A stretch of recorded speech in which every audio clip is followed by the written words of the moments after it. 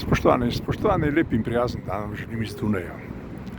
Mesta, ki premore krepko čez 2 milijona prebivalcev, in ti isti prebivalci, ne boste verjeli, ustvarijo preko 1 milijon ton odpadkov. In nekaj okoli 300 tisoč teh odpadkov predelajo tukaj v tem področju, oziroma sežigalnici, ki stoji v delom Dunaja, ki se imenuje Špitalav. No, da vas ne bo motilo, objekt, ki ga vidite tukaj, je res sežigalnica in ni umetniška stavba. Umetniška stavba je postala potem, ko je takratni dunajski župan, ko so leta 1971 začeli graditi, prepričal znamenitega umetnika, arhitekta Hundertwasserja, kot popravijo tukaj, da jo prilagodi, da bi bila prebivalstvu bližje in tudi bolj neobremenjena za okolje.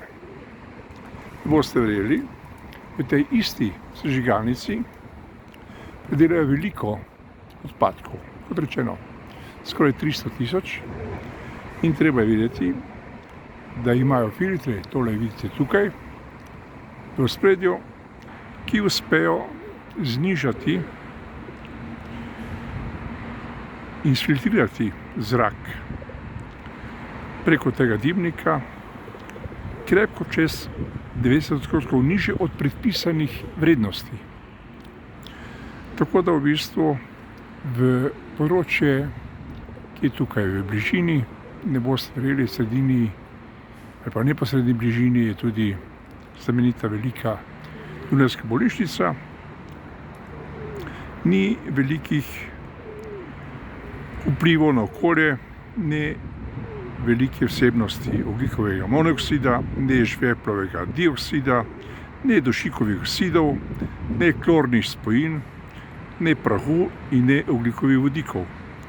Izmerjena vrednost, kot pravijo, je vedno v predpisanih oziroma krepko pod predpisanimi mejami, kot rečeno v uvodu.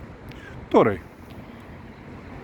zakaj to prikazujemo? Ker v Ljubljani načrtujejo tudi sežigalnico in seveda, da bo tako urejena in umetniško obdelana kot ta, upati pa je, da bodo tudi njene izgorjene stvari krepko pod predpisanimi, ki določajo mednarodni predpisi in seveda okoljevarstveniki.